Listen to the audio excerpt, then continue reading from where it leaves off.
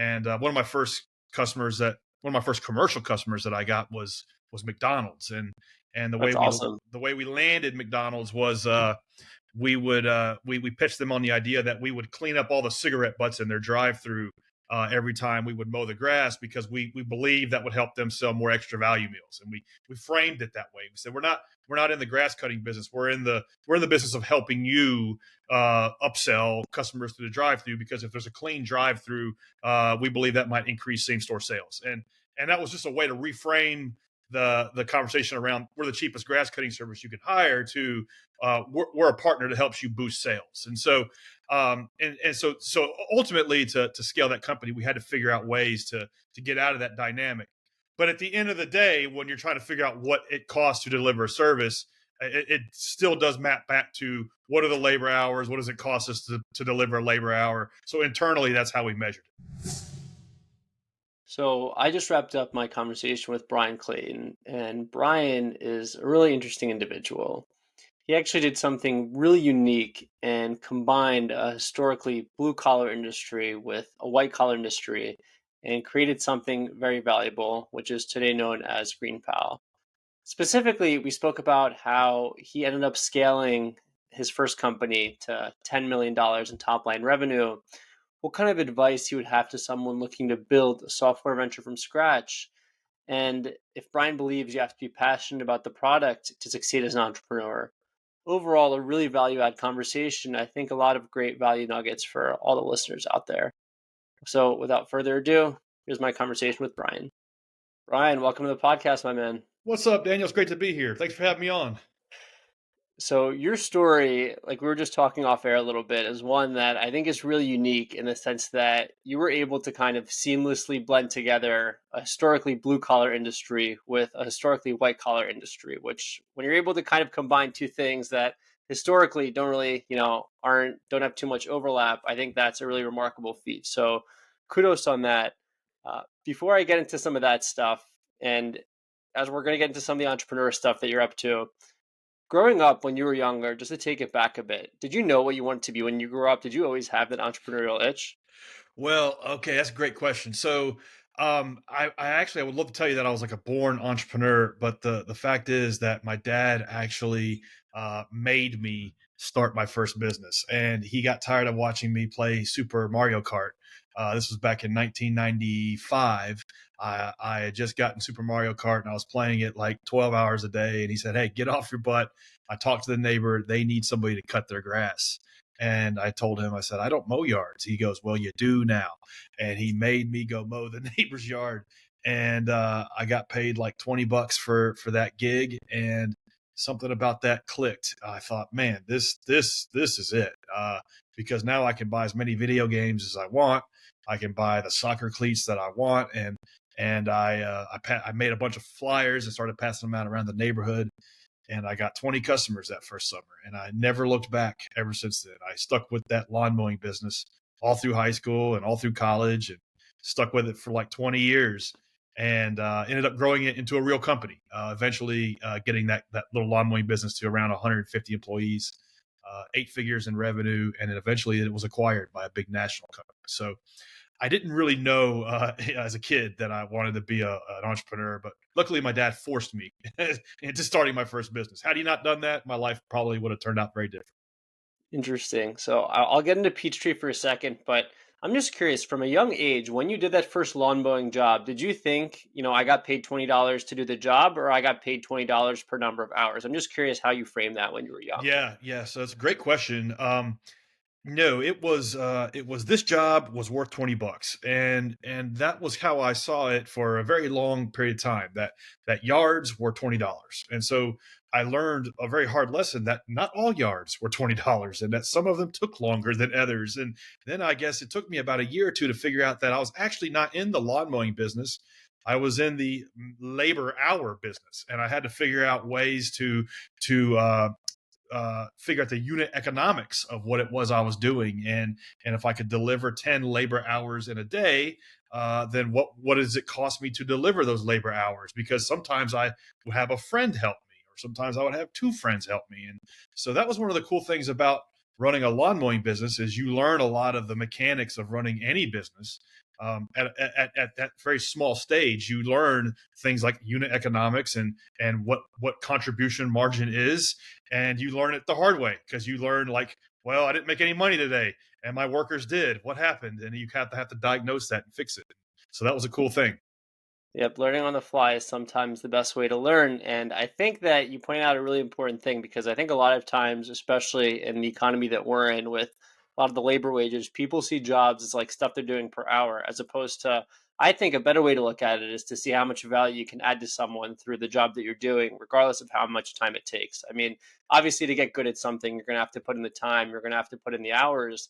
But I think too often people look at things, the hours that it takes them as opposed to looking at things through the lens of the work that they're doing. And I'll kind of table this for a second and I'll get into a little more later, but just to preview it, I think a lot of times, if you're doing something you love, you look at it more from the work perspective. But if you're doing something you don't like, you look at it more from like, the hours are passing by. Is it 4 o'clock yet? Can I go home yet? That kind of vibe.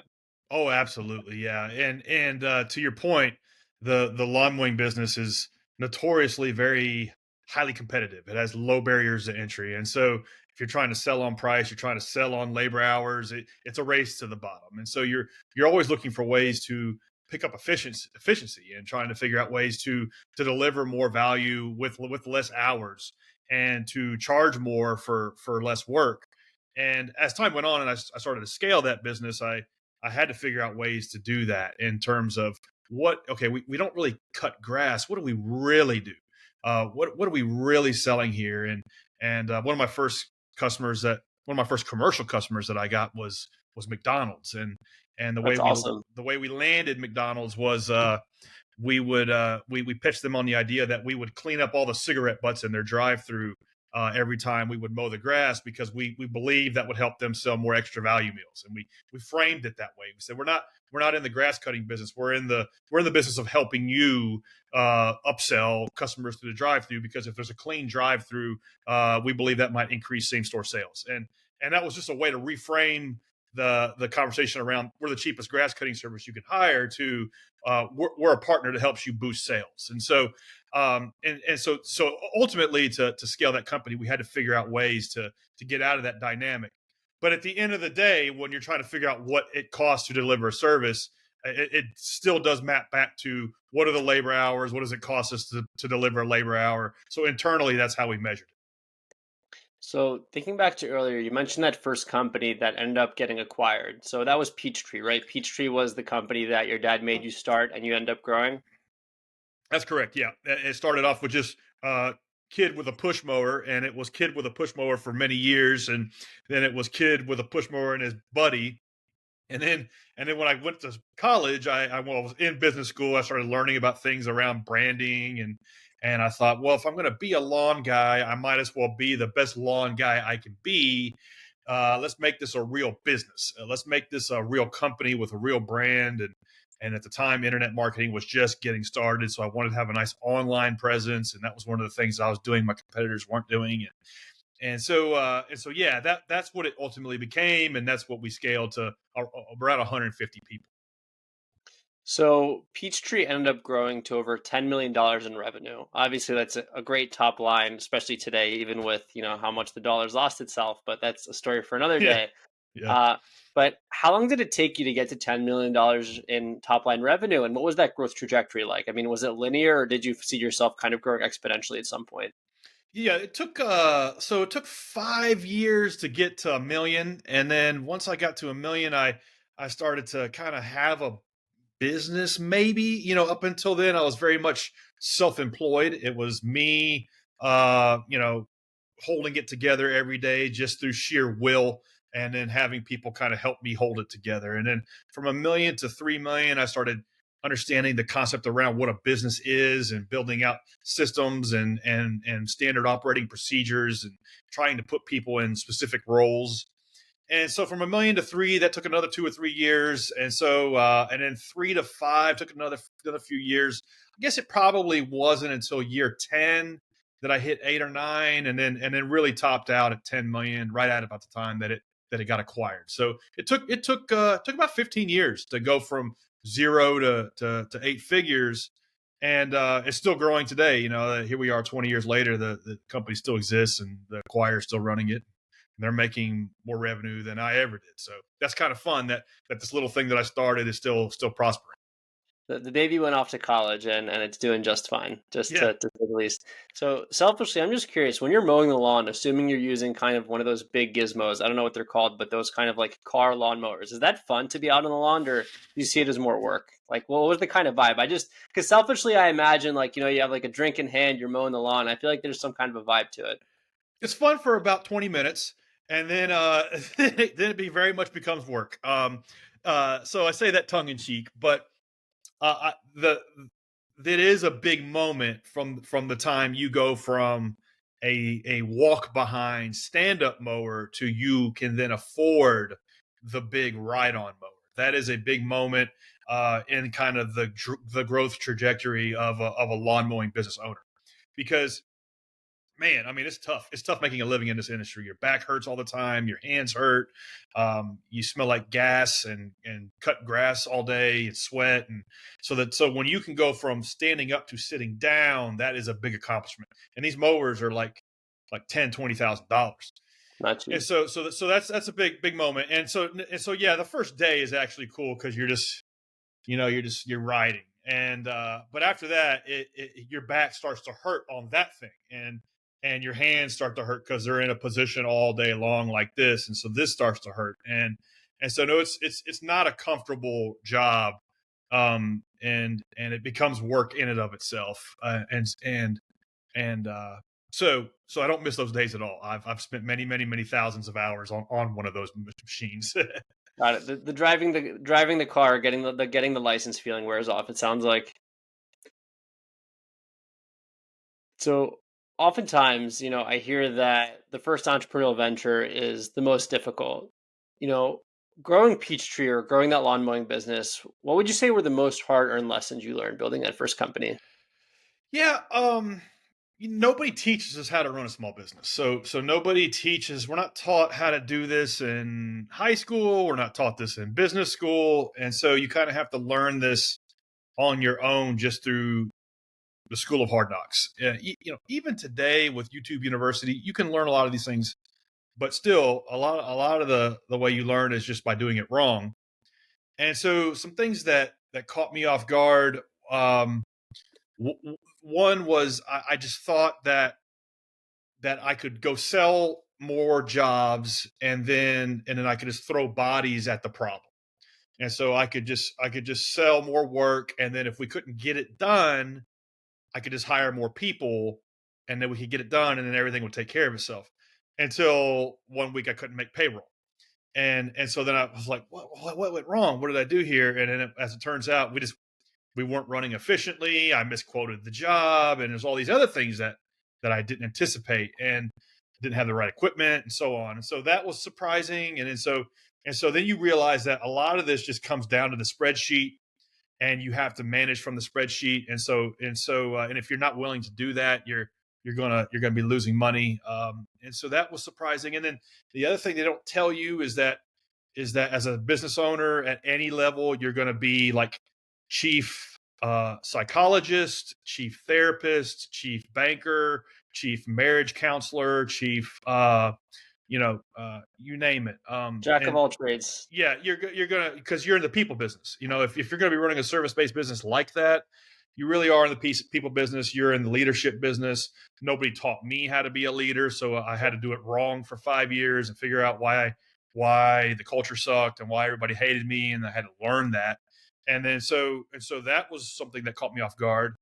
And so if you can learn these things right out of the gate and save yourself years of wasted time, that's beneficial. Pick up every book that John Maxwell ever wrote and read that, and then go hire your first employee, maybe. And so that was surprising. Other things that were surprising, you don't really understand that there's about 20 different taxing authorities that you have to service at any given time. People Preach. that Yeah. yeah, people that aren't in business don't know that until they get in business. So that's something that you don't know. I saw a funny meme the other day, It was a meme where it's Charles Oppenheimer, and it's a screenshot from Oppenheimer, and it's the main character, and he's sitting on his recliner, and he's completely naked. It's the scene from the movie. He's completely naked, and he's like got his legs crossed, and he's pondering something really serious. And I think he's probably pondering the creation of the atom bomb or something. And in the meme it says, um, "Me about to lose it, considering I'm going to leave my corporate job and just go start a coffee shop." And so I'm reading this meme, and I'm like, what the author of this meme doesn't know, and what everybody reading this who liked this meme doesn't know, is that you're going to work 10 times harder in that stupid ass coffee shop for half the money than you ever did in your corporate job. I promise you. For And a long ass for a yeah, long ass time for a too. long time. And it's going to be 7 days a week, and it's never going to end. And so, yeah, that nobody tells you this stuff until you get in it. And so, but all that to be said, I'm so glad that I took this path, because there's unbounded upside. I would never work a corporate job because it's limited upside. So the pros outweigh the cons, but it needs to be talked about. Yeah, for sure. It's a wild ride to say the least. So, as you mentioned earlier, Peachtree ended up getting acquired by a company called Lusa Holdings, a larger company. And a lot of times, so for the listeners that don't know this, larger companies just have certain capabilities. They have big balance sheets, so they can kind of just pick up an organization and then just plug it in. So that's why a lot of times they acquire businesses like that. But after that acquisition, I mean, did you have any inclination to just kind of hang up the boots and sit on the beach all day? Like, what went through your mind when that happened? Yes, so that's what my plan was.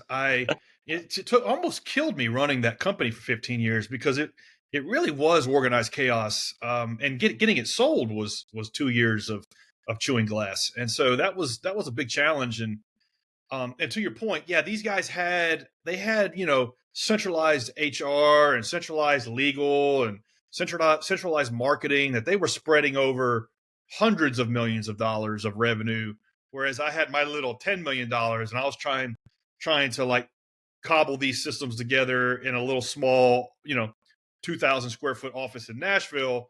A good way to look at it, I would say, is like for the job that you were doing, like every individual job, they had like six people dedicated to it. Bingo. And they were able to do these things much more efficiently at a centralized level, and execute at a higher level too. And then they could, like, that would trickle down at local operations. And so that made sense. And so yeah, got the deal done, and then I helped with the transition. And then I thought, well, I read a book by Robert Kiyosaki called The Cash Flow Quadrant. And in that book, he talks about one of the quadrants of this guy or gal who's called the investor.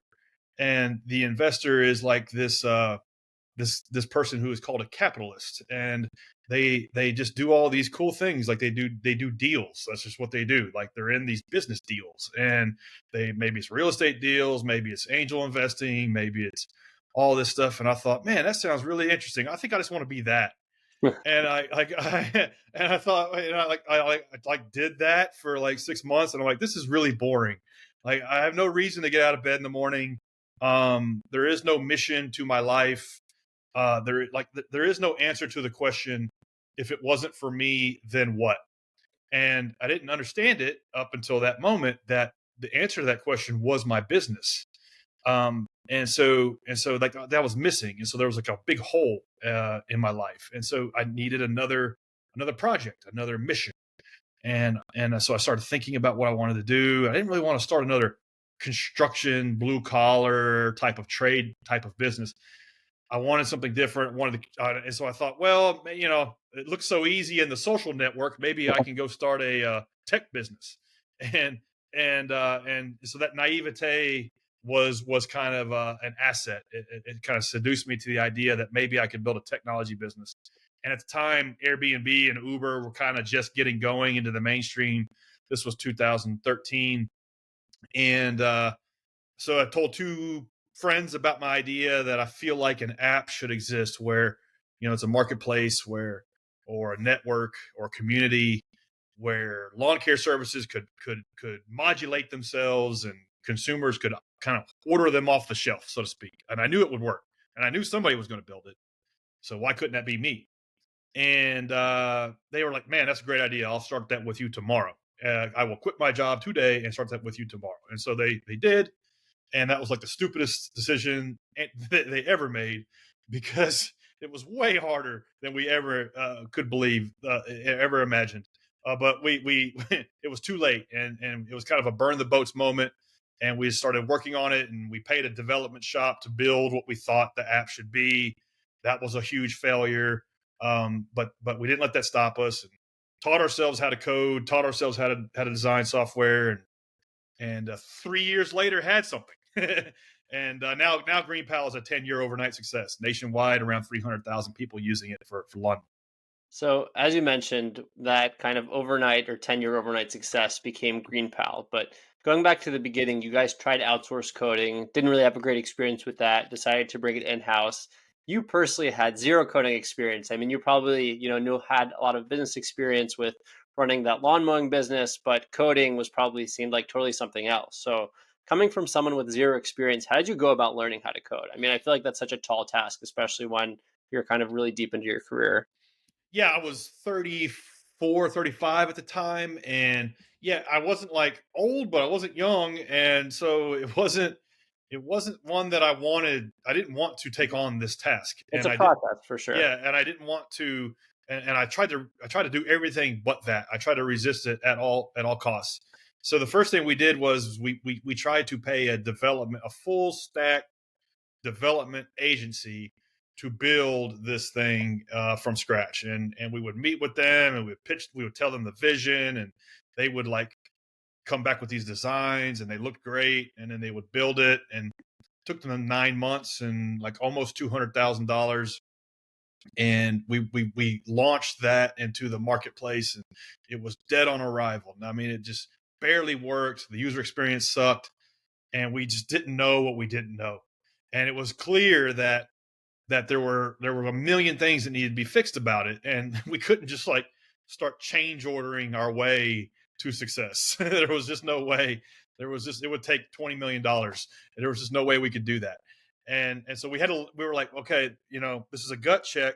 If we're going to do this, we're going to have to learn how to build software. There's just no two ways about it. And looking back, it's kind of like if we wanted to start a restaurant, you're going to have somebody on the team who's a chef. Somebody's going to have to know some recipes. Um, or it's kind of like saying, from Nashville, it's kind of like saying, I have an idea for a song. I just need to go find a musician. And, it's like this stuff needs to be in the founding team. It needs to be in the DNA of the founding team. And so we had to learn how to build software. And my co-founder went to this boot camp called Nashville Software School. He put 10 grand on his credit card, and and went all day, Monday through Friday, learning how to do back end software development. And then at night, he would rebuild the back end. And then I went to YouTube University and became the world's worst front end developer. And so I was building all the views working with him. And so we would like cobble together this second iteration of the platform. But at least this time, two different key things. This time we had a few users because we had something that did kind of work, but it needed like it needed like it needed some hand holding, and it needed like some Wizard of Oz type of in the background type of hand cranking.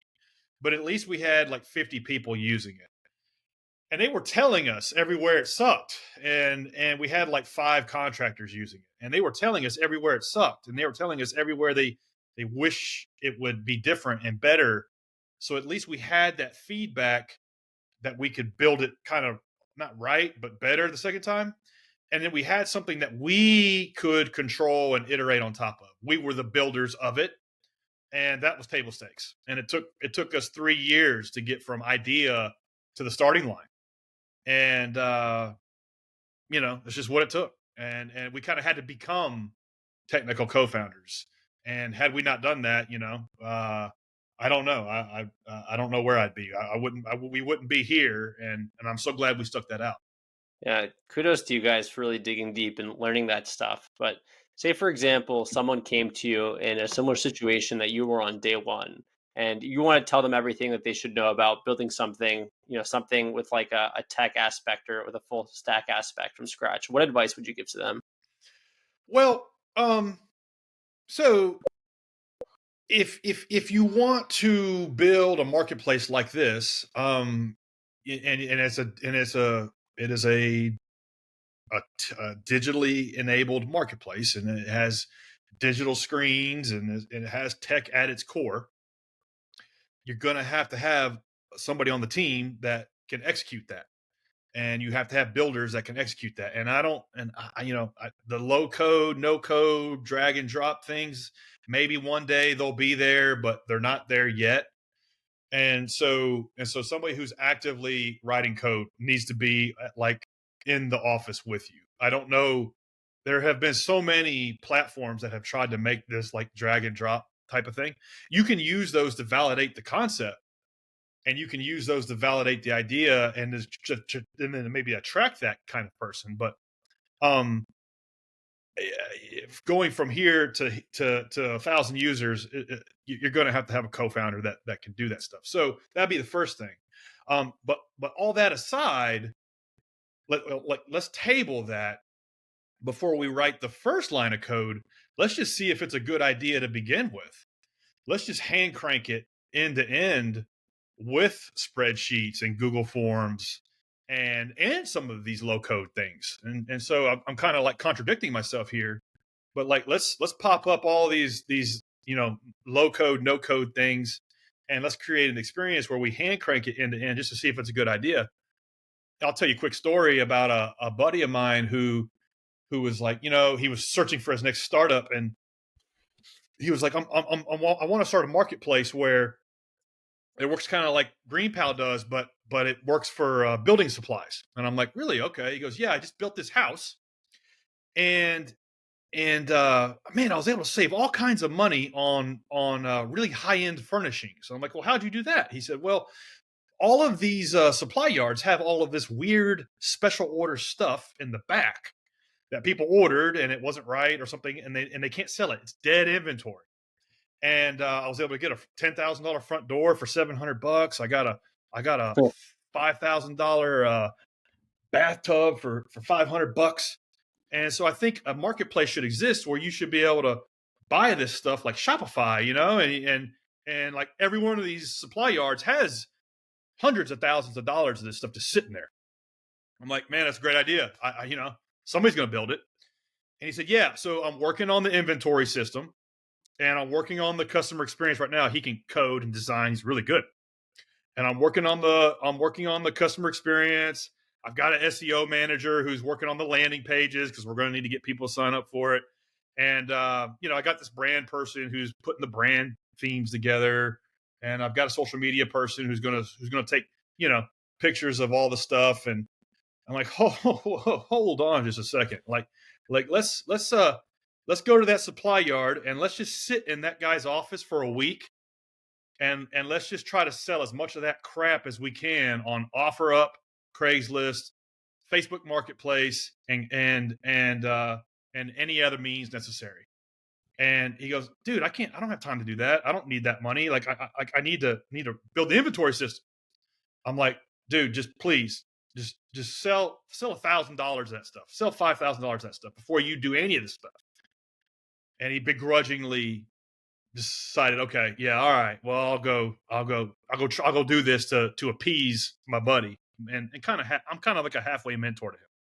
And so he does, and a couple of days later, he calls me. He goes, dude, there's no business here. And I'm like, really? He's like, yeah, there's no business here. He's like, you can't sell this stuff. People think it's this. They expect that. You do try to sell it, it comes back. It's like it's not modulated. It's like the expectations are all no amount of marketplace and digital interface will fix the problems associated with this dead stock. And I'm like, okay, well, at least you didn't spend a year building out a system to try to make this, come alive, because there is no there. So, you, as silly as that story sounds, as we speak right now, there are thousands of entrepreneurs who are going to waste a year of their life building a system around an idea that is a bad idea that is going to that is in search of a market that does not exist. So you mentioned that GreenPal is kind of this online marketplace. So, similar to a Shopify or similar to a lot of these places where you buy or sell. What kind of pricing model do you use for GreenPal?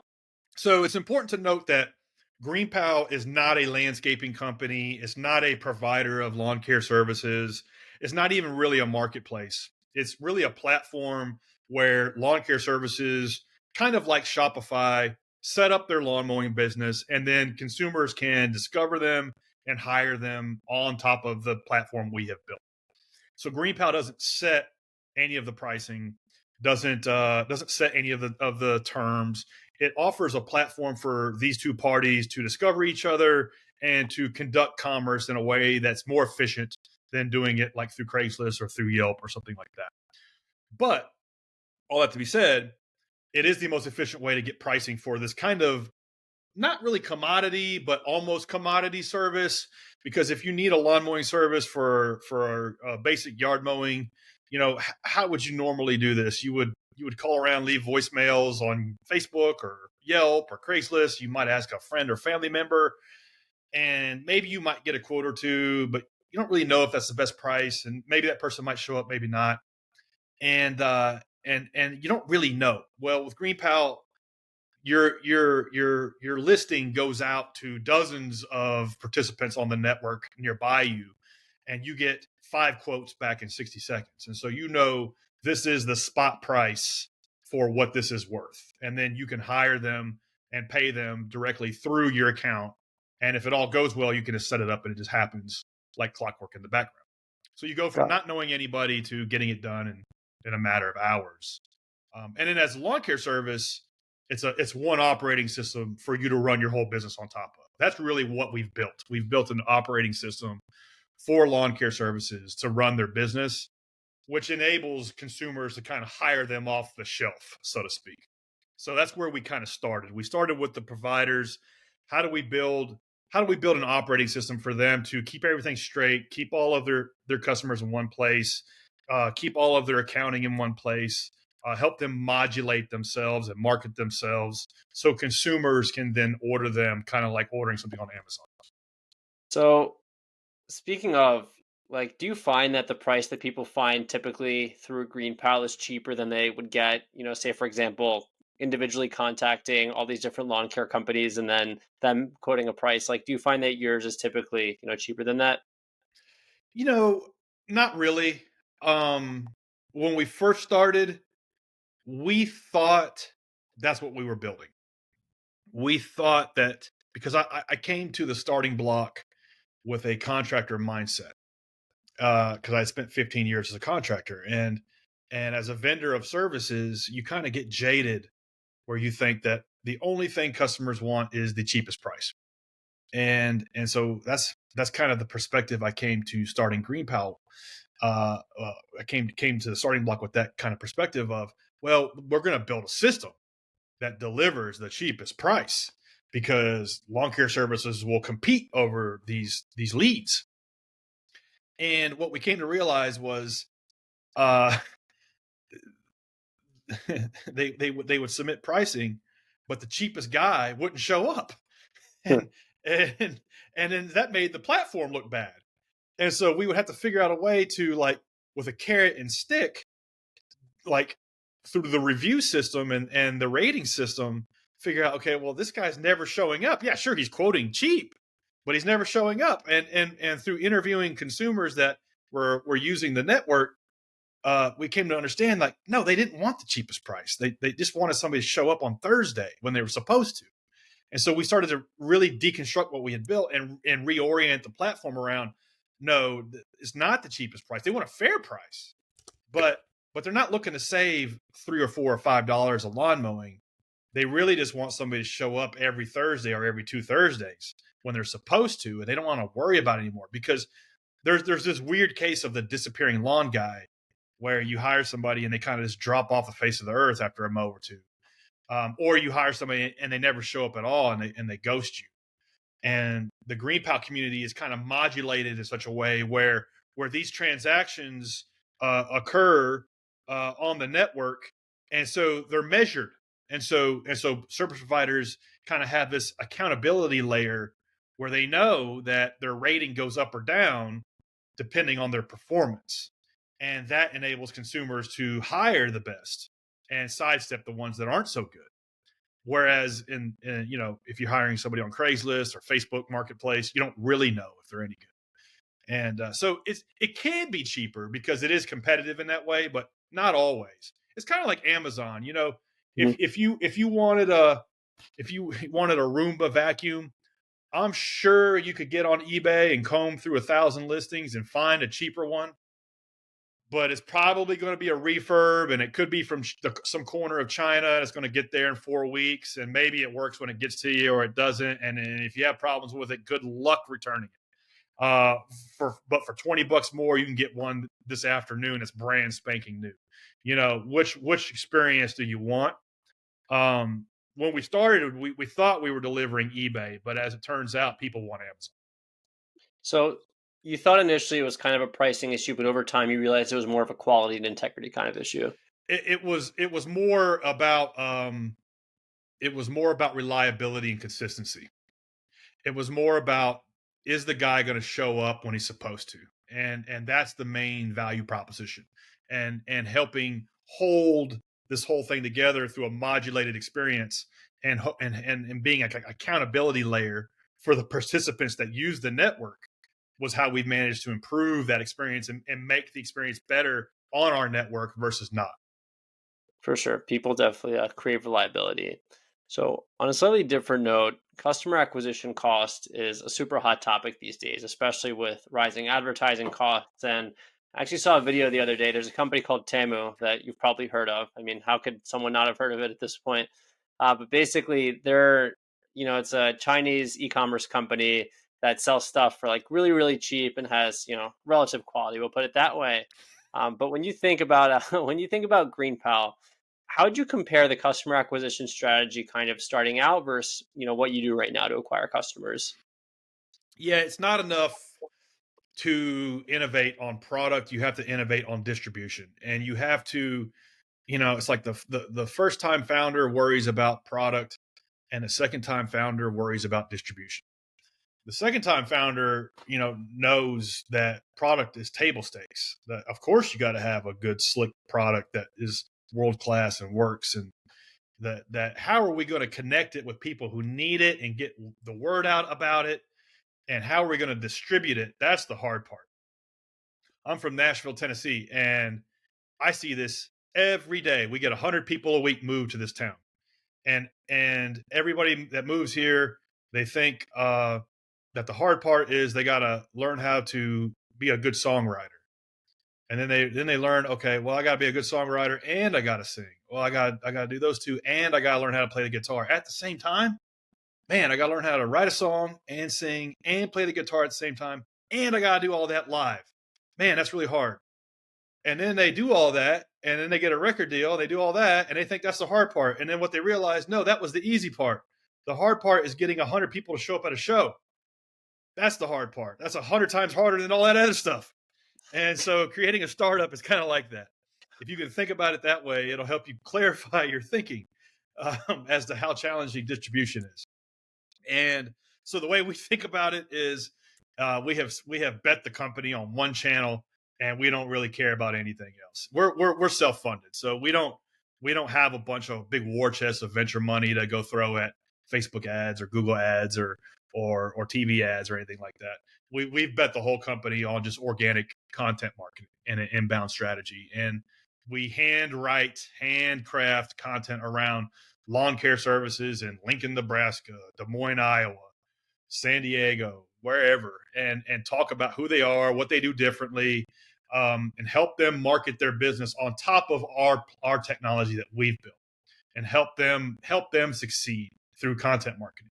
That generates traffic that helps them sell services on top of our platform.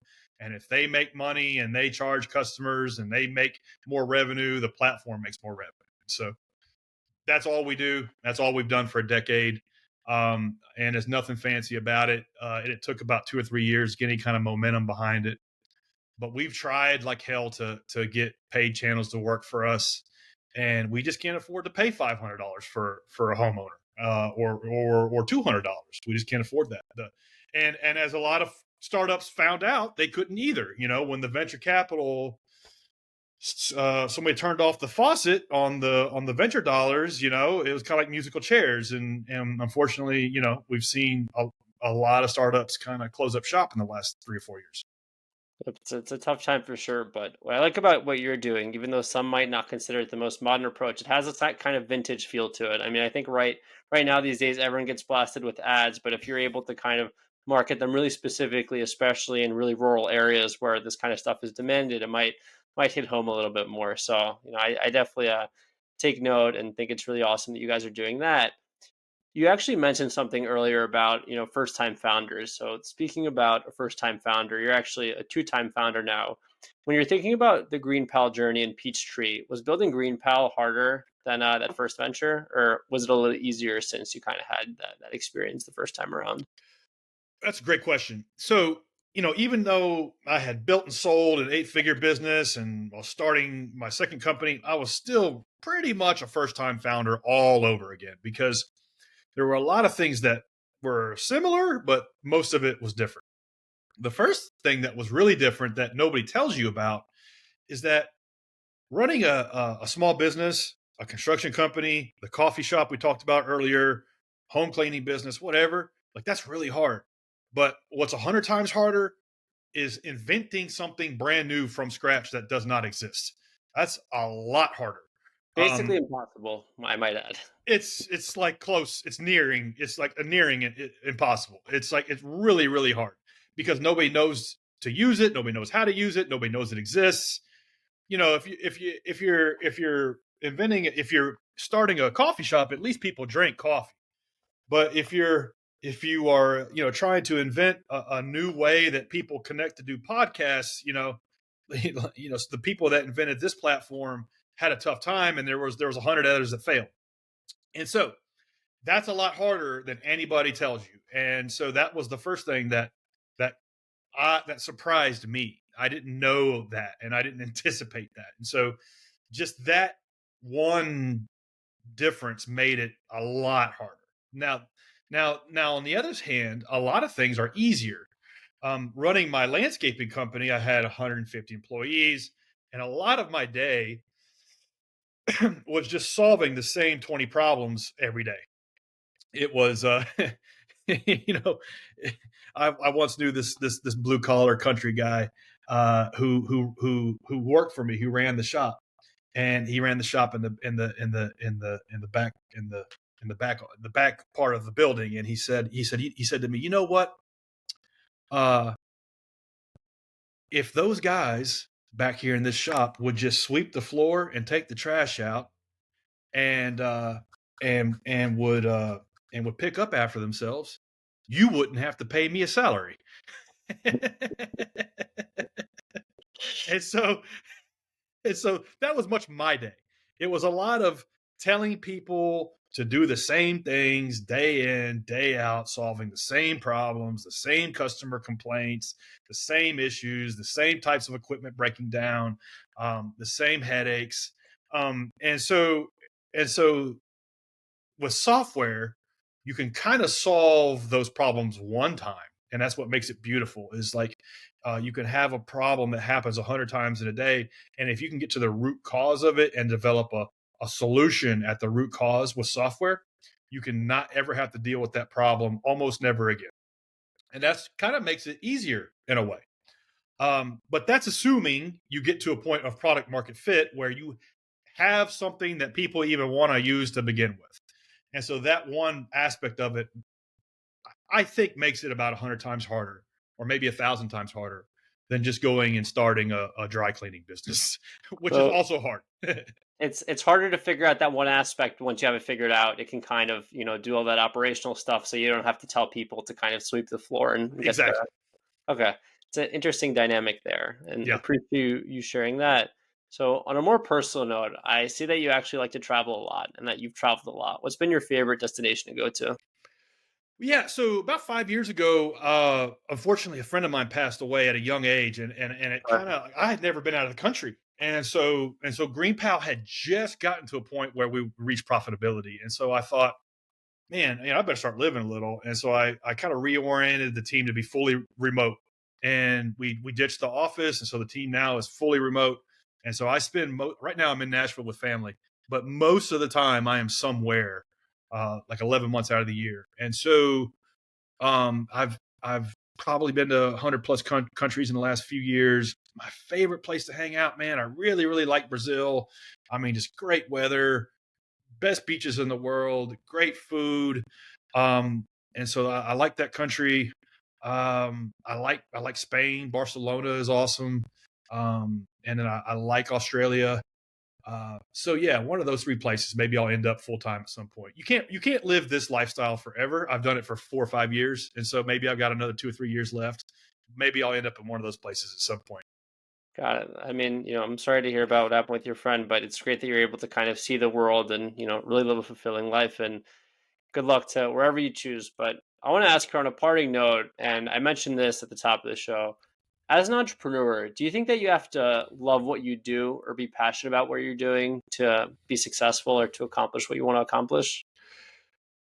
So Mark Cuban said, "Follow your passion is bad advice," and I agree. I think the odds of you being passionate about what you can make money at is pretty slim. And I think follow your passion is good. It usually leads you down a path that's a dead end. Now sometimes, sometimes people are lucky and they are passionate about filmmaking, or and they become a successful director or something, or they're passionate about whatever, music, or something. But I think follow your passion is bad advice. um, I think it's better to say, like, you get passionate about winning and the process and progress and creating something that's bigger than you, that people get value from. That's a lot of fun. I hate mowing yards. I always did. I hated the smell of fresh cut grass. Always did. I hated every yard I ever mowed. And so and so I never liked that. But what I did like in my first business was growing a company that, you know, what you would see is one of the fun things about running that first business was, as the company grew, you started looking in the parking lot like, damn, man, some of these guys drive nicer cars than me. And then you would have like a company cookout, and like you would see like these guys, they would bring their families and their kids are they got nice clothes on, and some of them are in private schools, and like, damn, man, this is cool. And you start to see like you're responsible for these families, and like you better not screw this up. And so that was fun. I was passionate about being the steward of this thing because it wasn't just about me anymore. And now with GreenPal, with technology, we have built something that's just beginning to touch the mass market. We have about 300,000, give or take, people using it every week. And I believe what we do is a public good. It offers a nice convenience to people who need to get a service done. And it also offers a platform for people who need to make a living. And we have story after story after story of lawn care services being able to grow and prosper, because they have access to our platform. I talked about earlier getting that $20,000 lawnmower. I can't tell you how many stories I've got where people are like, my back was breaking because I was push mowing 20 yards every day, and I was able to buy a $15,000 lawnmower because of the business I was able to get connected up with on GreenPal. So that's important to me. That's something that we take very seriously, and so I'm passionate about that. Am I passionate about mowing yards? Hell no, don't care. But I'm passionate about those other things, and so I think it's important to like find the love and the joy in the process of what you're doing. But at the outset, to say, "Oh, I'm just so passionate about grass cutting, so I'm going to dedicate 10 years of my life to that," I think that's a fool's errand. So that's how I look at it. It's an interesting perspective, and I certainly have my thoughts on that too. But definitely a really valid perspective from there. But Brian, as I said earlier, I think the stuff that you've been able to do, the seamless combination of seemingly two opposite industries. Really impressive and awesome what you've been able to do with your career and your life, and a lot of the advice that you've given. And, thanks so much, man, for coming on the podcast. Well, thanks, Daniel. Thanks for having me on.